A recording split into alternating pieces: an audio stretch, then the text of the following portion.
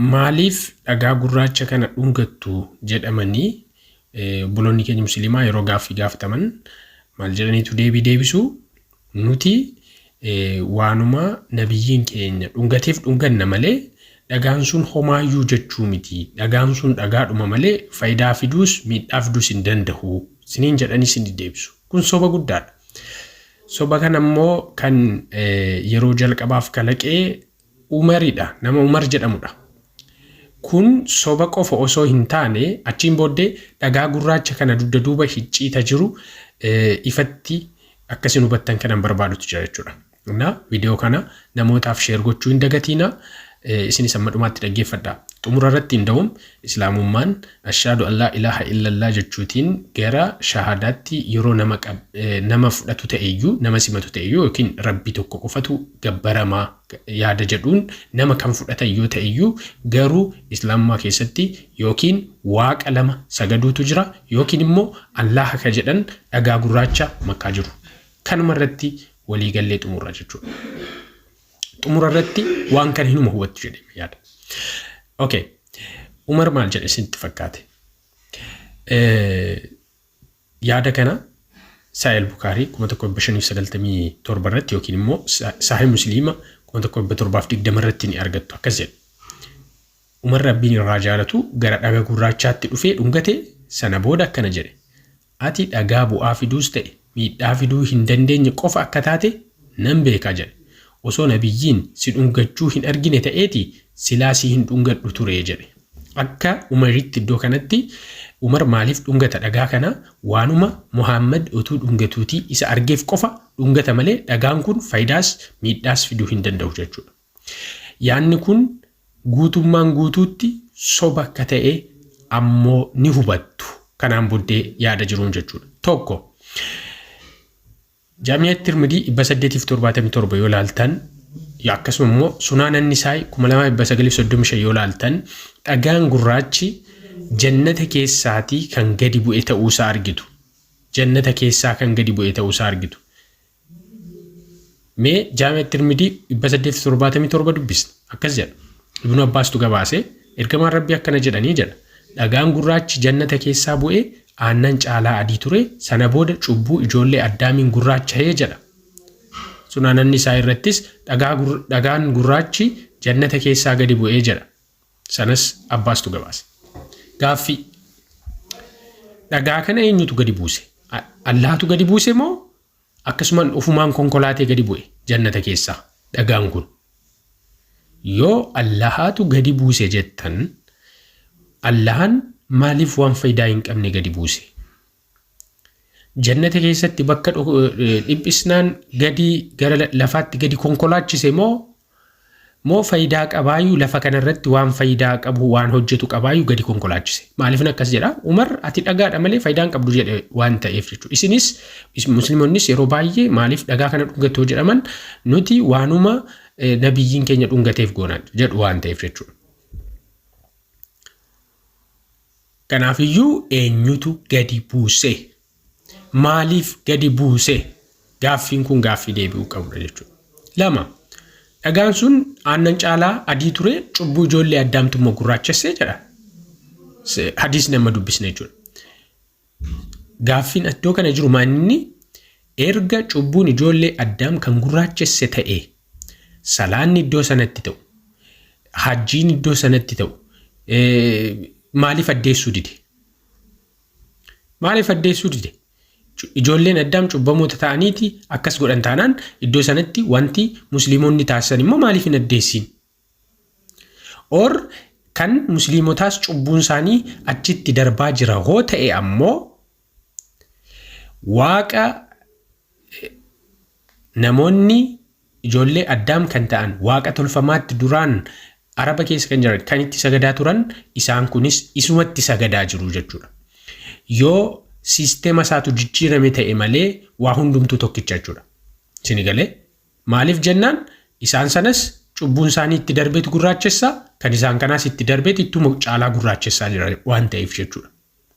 Erga waggaa 1440 wayii kana hinuma dhungatu inni kun gurraacha heema gurraachisaa itti caalaa dhufe jechuudha. Isin galee wanti jijjiirame hin jiru. wanti jijjiirame hin jiru.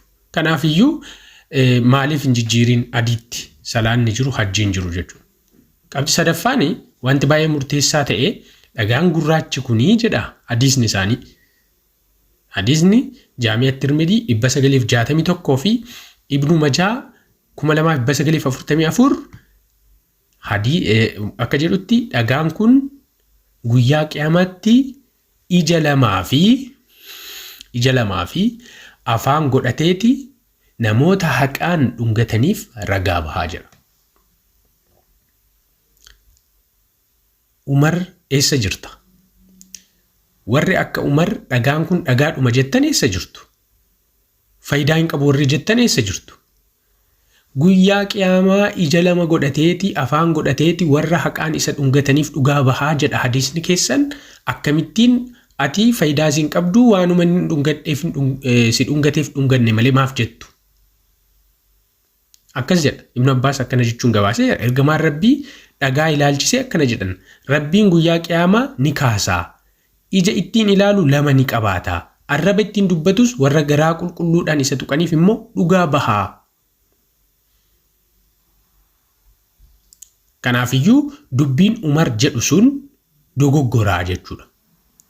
Dhagaan kun waanuma dhagaa faayidaa hin qabne osoo hin taane faayidaa kan qabudha. Maaliif faayidaan isaa? Guyyaa qiyaamaatti warra har'a seeraan dhungatan ragaa bahaaf. Kanaafiyyuu har'aan dhungachaa jirtan Nabii Muhammadiin hordofuuf osoo hin taane guyyaa qiyaamaatti akka inni isiniif dhugaa bahuuf jechuudha. Haqaan akka dhungachuu keessan. Kanaafiyyuu dubbittiin sobaa jechuudha. Qabxiin itti aanu Muhammad yeroo dhagaa kana dhungatu seera mataasaa danda'e qaba ture. Callisee waan faayidaa hin qabnetti immoo waan akkasiin godhu.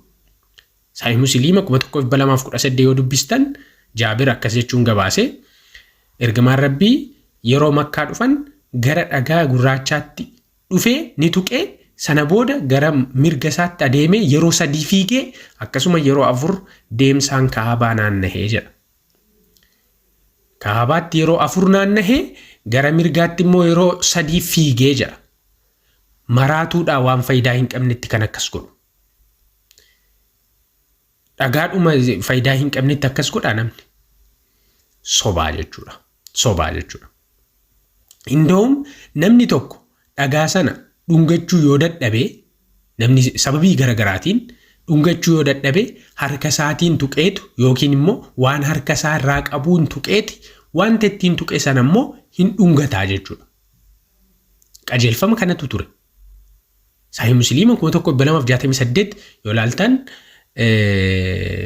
naafii namni jedhamu akka gabaasetti Ibn Umar harka isaatiin dhagaa tuqee sana booda harka isaa dhungachuun argee. Anis ergamaan Rabbii akkana utuu godhuu argee booda kana gochuu hin dhiisnee jedha. Maali? Harkaan tuqanii dhungachuu jechuudha.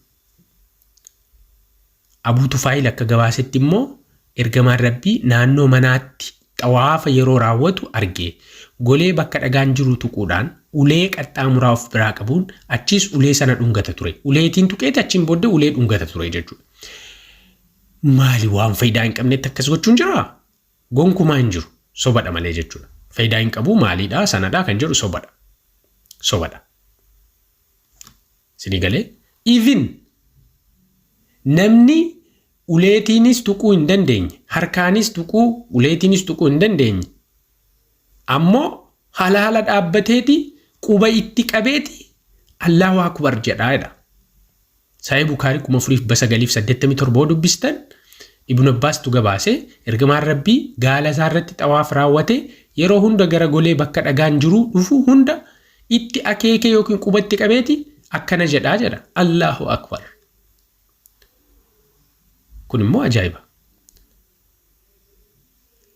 Muhammadis ta'e akkasuma immoo hordoftoonni isaa bakka kanatti akka sagadan argaa jirraa jechuudha. Itti quba qabanii Allahu Akbar jedhu waan ta'eef jechuudha. Ni galee?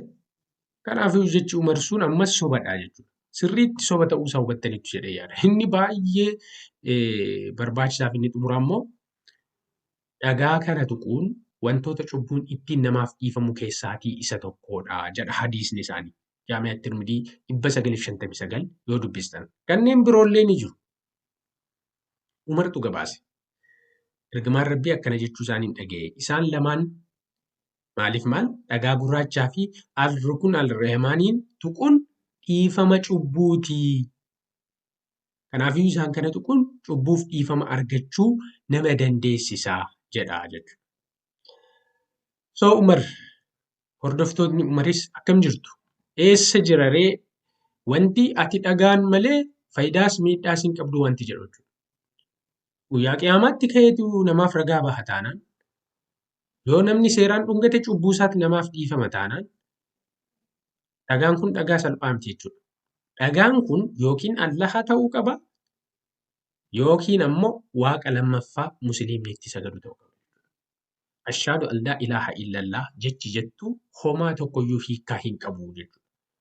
Sun gowwoomsaadha jechuudha. Yeroo namni islaamummaa fudhatu rabbii malee tokko malee hin gabbarru waan jedhu sun wanta fakkeessaadha jechuudha. Argitanii? So kanaaf yookiin dhagaa gurraacha kana dhiisaa yookiin immoo rabbi keenya isa jedhaa nu beeksisaa. Kana lamaan keessaa waan tokko qabdu. Jechi Umar lammaffaa dubbatamuu hin danda'u jechuudha. Nuti dhagaa kana kan dhuggannu sunnaa nabiyyi keenya hordofuuf malee maal malee wanti jedhu soba guddaadha jechuudha.